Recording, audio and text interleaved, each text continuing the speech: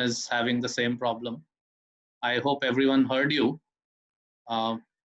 and they can hear me. So if anyone can't hear me, put up on the chat so people will know and will try to solve that problem. Okay. Yeah. So see, we want to have a review of what we are trying to do here. Try to understand what is scientific investing, what is the purpose of this allocation you have made, and how we are going about it. So it's also a time of crisis, and people have this question that, okay, now what should be done in a time of crisis, etc. So given all those things, we decided to have this conference and to share our viewpoint with you, as well as then we would at the end of it like to hear you out. So whatever queries you have, we would like to address those. So see, what is the objective of portfolio investment? Okay, so typically if you go and ask people, a lot of people who are already participating in the market, they would say that, okay, I already participate in the market and I try to buy and sell and I try to make money, and we've given it to a fund manager so that he can do it better. Okay, so finally, while making money is the objective, but a lot of investors say that we don't care how you do it. Okay, we just want to make money. The unfortunate thing is, while that's a good objective, everyone would like to have that I make money. If you don't know what you're doing or you don't care what you're doing, then eventually in the long run, the money will not be made. Okay.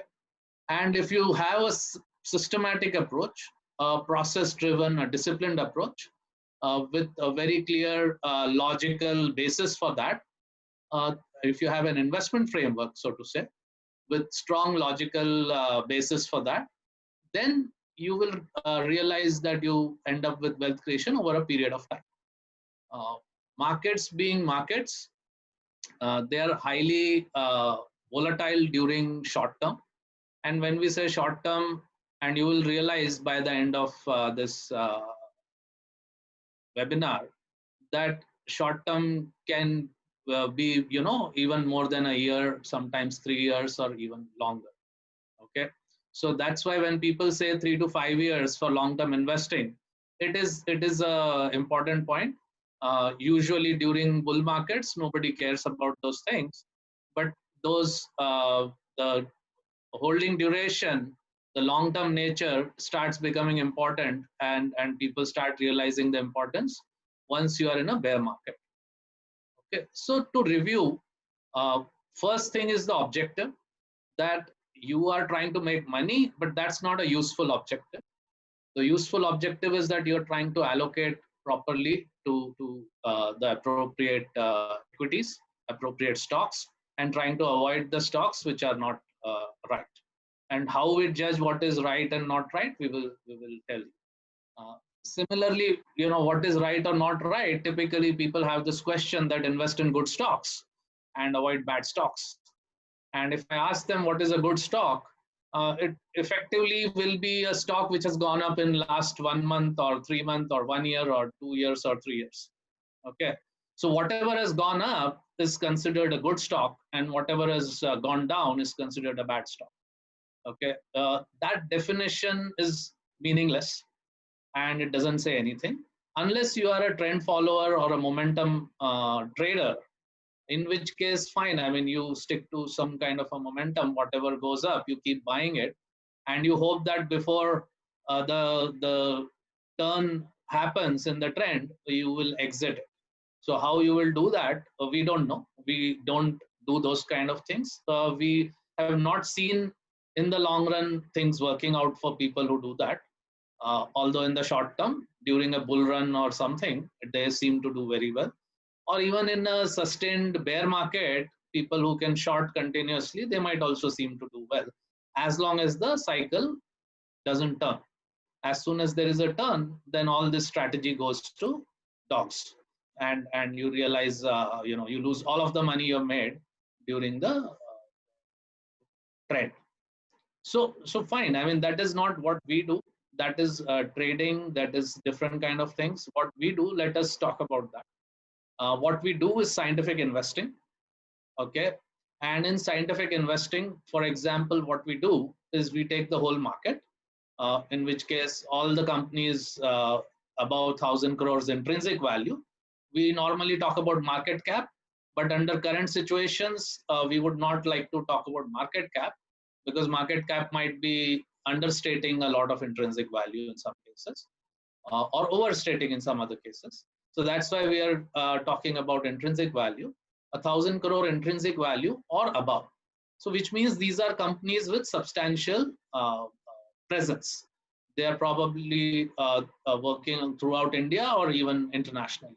So these are not unknown small-time companies working in a small state or a city in India, but they have probably a nationwide presence. So these are substantial companies. So we start from that universe, and there are about 800, 700 to 800 such companies in India. From that, we apply and we want to get rid of, we eliminate companies which we call our capital destroyers. So how do you, so this is the way you find out bad stocks. Okay, capital destroyers.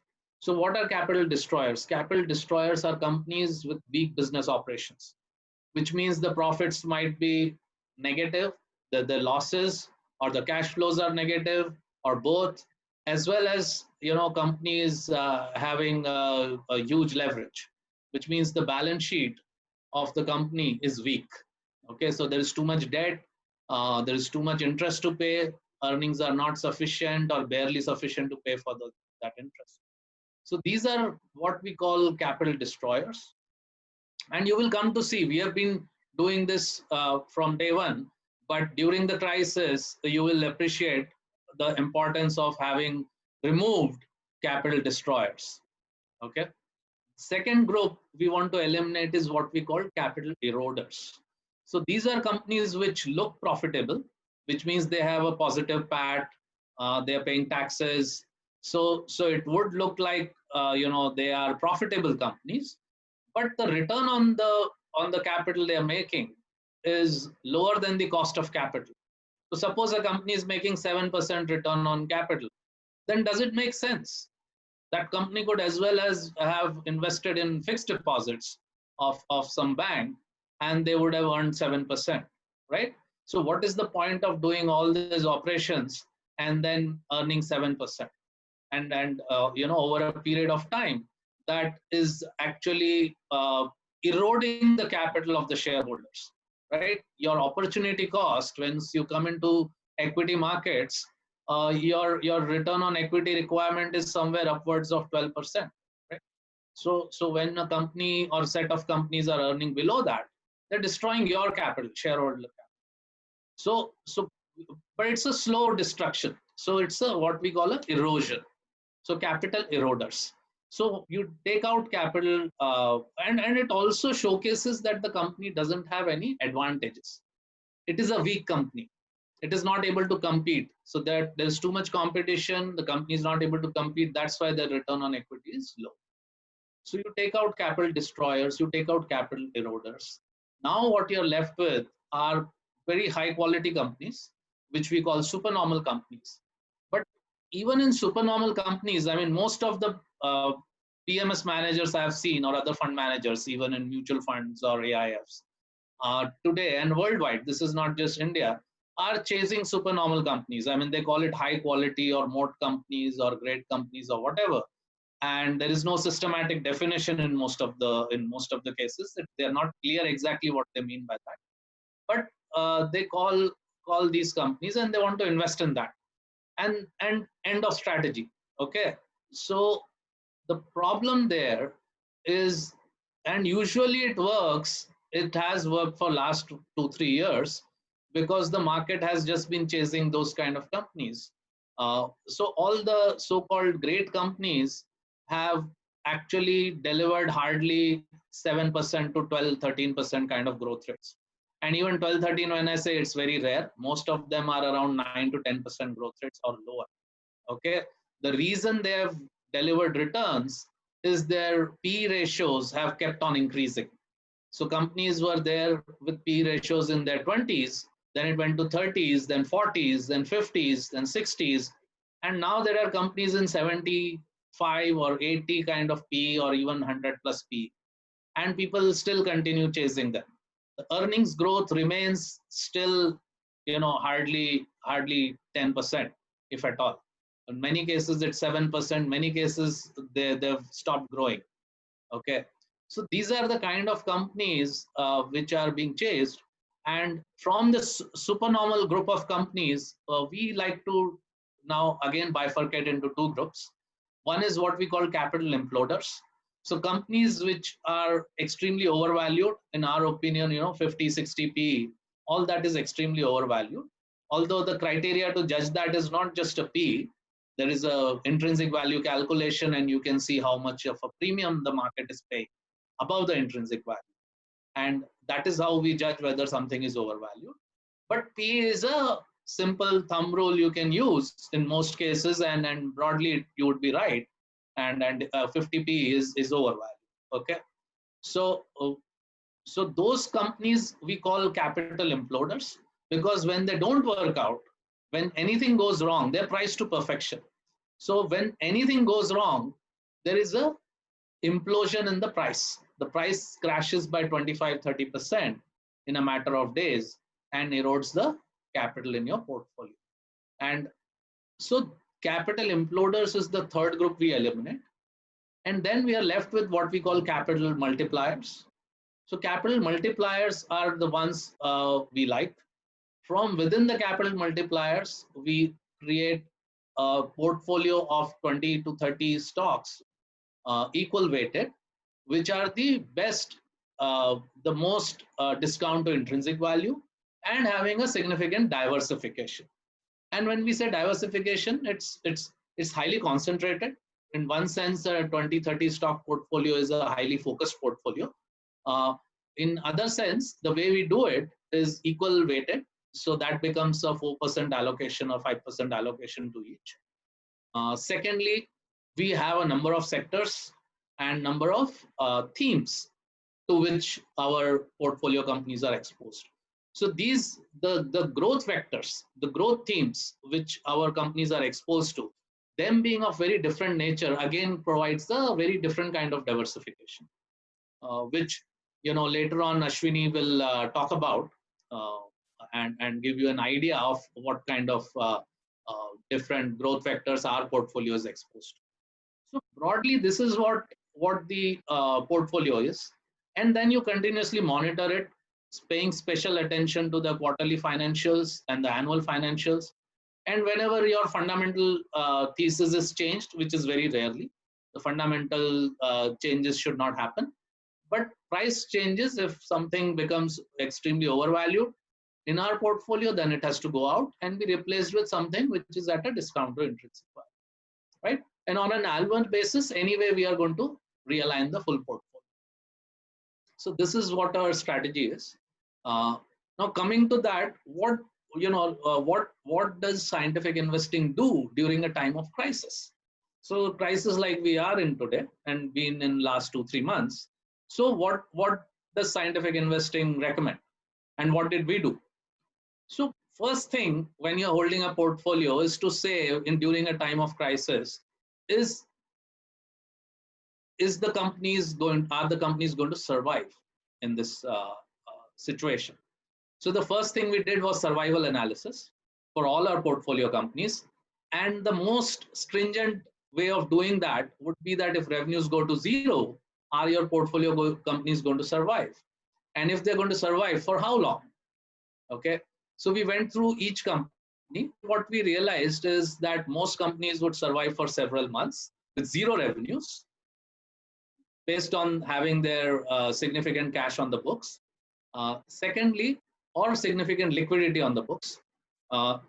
With that liquidity and cash, they would be able to take care of their expenses. Further, most companies have flexibility in managing their costs as well. So by cutting costs, they could extend the survival duration significantly much more. So this is what we did, first thing. So once you're sure that your companies can survive, next question is, each crisis also brings an opportunity. Okay. So which companies in the portfolio can thrive given the new situation? And that is an analysis you do. That is nice to have. That's a delight. That's not something you can plan for. But having the resources, having a cash rich balance sheet, having a high credit rating, being able to borrow money at cheap interest rates, all of those things, and having good management, having persistent advantages, all of this, which means being a supernormal company, positions your portfolio or your portfolio companies to benefit if any good opportunities arrive for thriving. Then that positions it right. It has enough resources, financial resources to capture that, as well as management resources to capture any opportunities, right? So that is the thriving.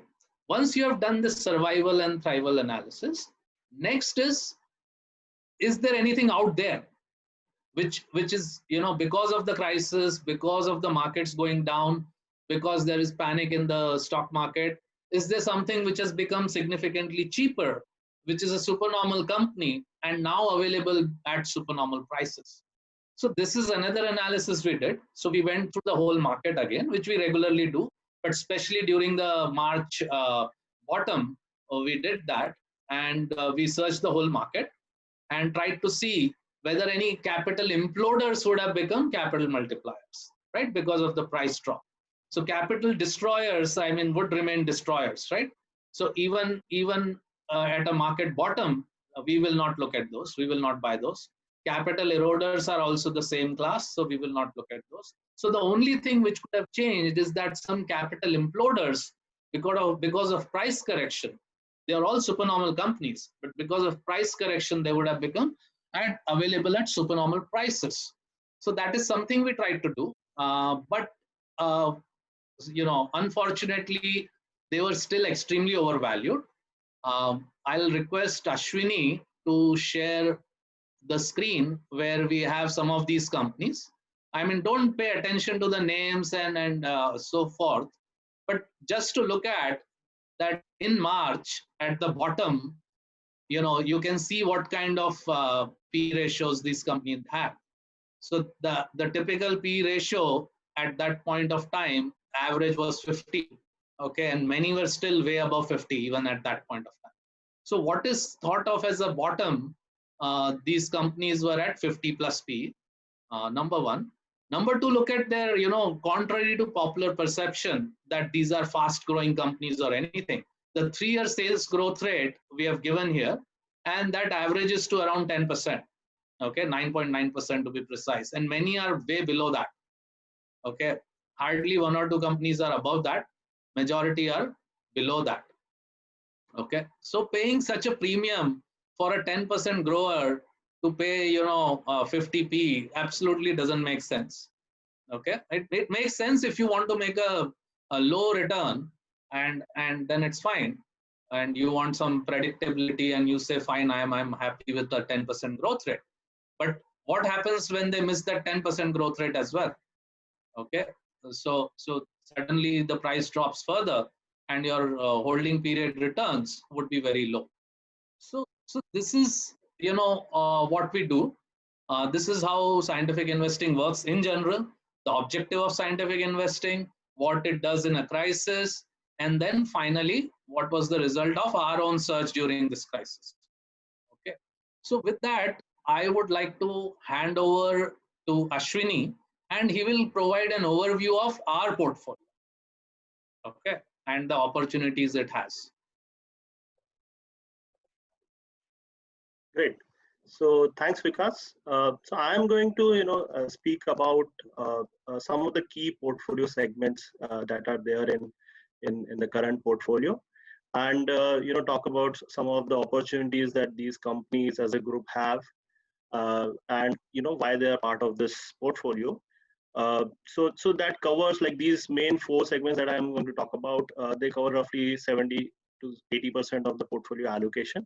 So that's the significant part of it. So before I get into the portfolio, I'll also talk about the the overall the multi-cap portfolio. So it has 25 stocks. Typically, when we start with equal allocation. And what we, most of these businesses, when you see, are mostly B2B businesses. So there is very limited exposure, in terms of or impact, as I would say, from a current crisis. Obviously, when the things are coming to a complete halt, there is impact to the business. But apart from that, there is limited impact expected because of the current crisis. I'm going to put up a screen. Uh, so these are the companies that or key segments that form the most major part of the portfolios. The I've put out some key ratios of these segments, also of the full market, of the total complete portfolio put together, in terms of how fundamentally they are strong, or how valuation wise, how attractive these opportunities are. So again, as Vikas said, that we are paying too much in the imploder pool, where we are paying something like a median 50 P to buy a 10% growth. On the other hand, if you see the Omni and ACE multi-cap portfolio, these are again double-digit growth, median level they have been doing last 3 years, and they have done significantly well, but not paying too much at the same time. So that's where we are now. Talking about the key segments, the most important, the largest segment is what we call the digital transformation segment. Is primarily the the IT services companies that we are talking about. So pretty attractive piece. The reason is, this is probably the strongest bit that is, going around globally, in terms of the how the business are getting impacted. So which is the most important, fundamentally most important theme is a digital transformation. This is a pack of firms that are very strongly positioned to take advantage of that evolving market scenario. Now, digital transformation market itself globally is expected to grow somewhere around 18 to 20% over the next decade, and maybe longer. So there is a good target market segment for these companies to continue to grow for a long period of time. The other advantage is they have a very strong capability in terms of having access to a largest pool of digital talent, and then they have gained capabilities in terms of delivering. Okay, so whether it is you talk about cloud migration, you talk about automation, you talk about e-commerce driven user interface improvements, or so all of these projects they are currently doing, not like recently, but over the last 3 years they've been doing these projects. So interestingly, the high growth part of these companies has become the DXPs, which already account for roughly 35 to 40% of the total revenue these companies are earning as of today. Now that bit is growing somewhere around 25 to 30% at different level, but median level you can say 25% is the growth of the DX bit. So if you just do a SOTP, then you can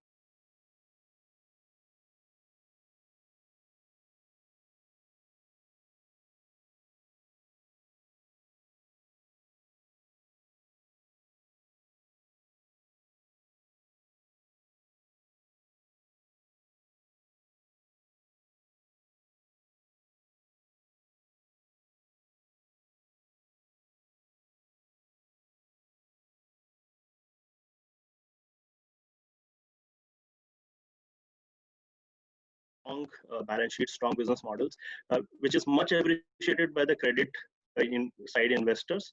You will see that most of these companies are AAA rated, highest rated, and they've been raising capital. So it's not just the rating. Like as recent as last month, for example, REC, one of the portfolio companies, raised almost $500 million from foreign markets, and that issue was 5 times oversubscribed.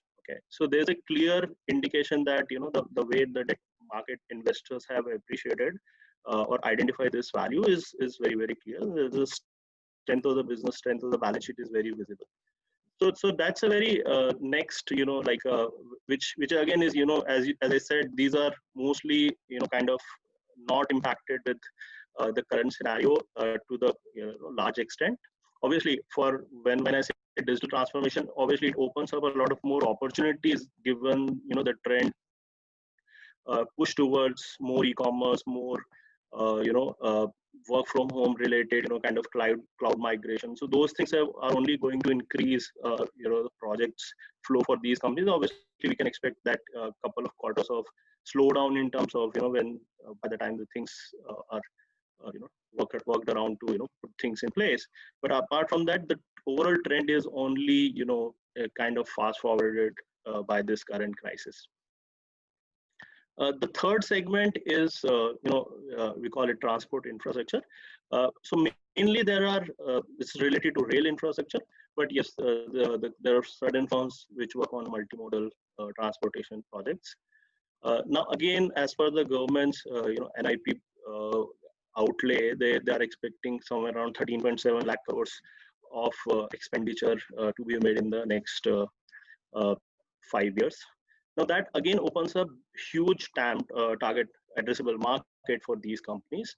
Now, so put together the three companies that they are in this pool, their current turnover is somewhere around 21,000 crores, and they already have an order book of 1.2 lakh crore. So that they already have something like a 5 times of their order book as of now. But to add to that, whatever the proposed new capital allocation is there, it obviously opens up a huge opportunity for these firms. And there are very few, like limited. These are the companies that can deliver. Actually, this is the company that is go to point for the government if they want to implement anything of this sort. Now they have done phenomenally well. Not just that they had the opportunity, but how they have done so far, let's say in last 3 years.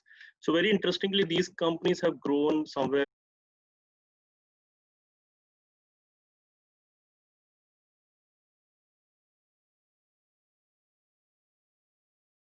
has been very strong over the last 3 years or so. One more interesting point about these companies is they're cash rich. So typically any infra play you would see a lot of leverage, which increases the risk to a great extent. But these companies, roughly 30% of their market cap actually is sitting as cash in the books. They have an interesting mechanism where they get funding for their project execution from IRFC, and that is back to back transferred to Indian Ministry of Railways, which pays off all the coupons against whatever the leverage is taken. So that is fundamentally strong, a great market opportunity again. The third significant portion is from the defense sector. Now that again is a big capital expenditure or a big expenditure bucket for India. India being the third highest or third rank company if you look at the defense expenditure globally. So that's a pretty big. Then there is a defense offset policy that is in place, which also benefits these Indian defense players. And it also, and these companies have a unique set of capabilities. They have a unique set of, the fields that they work in are, they are uniquely positioned as monopolies. So, for example, one of these companies is a, aircraft carrier manufacturer. Now, this is the only company in India, and there are very few companies globally that can, manufacture something of this sort. Now, this is a unique proposition. It also, kinds of like the next aircraft carrier is already going to be built by this company. So they have a very long visibility of order book. So by till 2030, they have a visibility in terms of a big size of order book that is going to come to them. So again, this is a very strong play, stable play. In addition to these, we have a few companies, which are from financial services sector. Either that is capital markets on the debt side or capital markets on the equity side. We have covered both. We have few names on basic materials and one company on a consumer discretionary play. So that's a quick brief. We keep writing about these segments in our Omni views, so keep track of that, and we'll be sharing more information about these as we go along. Now, for the next segment where we are talking, talking. Yeah, hi. Sorry about that. Uh, uh, there was some technical difficulty in terms of allowing me access. So now I can speak. And see, normally people are fine that okay, now we are in this situation, and what is how does how do things look going forward? For that, I would first like to share something with you, where let us first understand where we are right now. Okay, uh, where we are. So see, if you look at the data, I would like to share the screen, but I think screen sharing is not possible right now. Otherwise, I would have shown you. Akhil, if you can allow me to share the screen, then maybe I can showcase a couple of slides. Okay.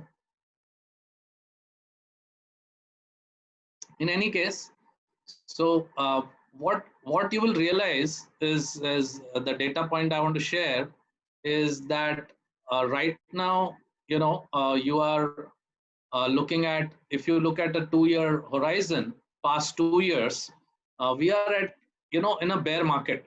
Whether it's 2 years or 3 years, in both cases, you'll realize that we are in a bear market situation. Okay, so let me share that slide with you. Hopefully, you can see the slide, and you see the green on the top is BSE 100, which is representing the large cap. Then the dark blue is BSE mid cap, and the light blue at the bottom is BSE small cap. And over last 2 years, BSE 100 is down by 12%, BSE mid cap is down by 26%, and BSE small cap is down by nearly 37%. So practically the whole market is in a bear market. Okay.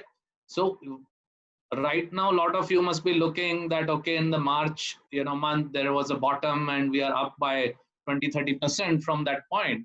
That is fine. But that doesn't mean, in the longer scenario, you are still in a bear market. So keep that in mind.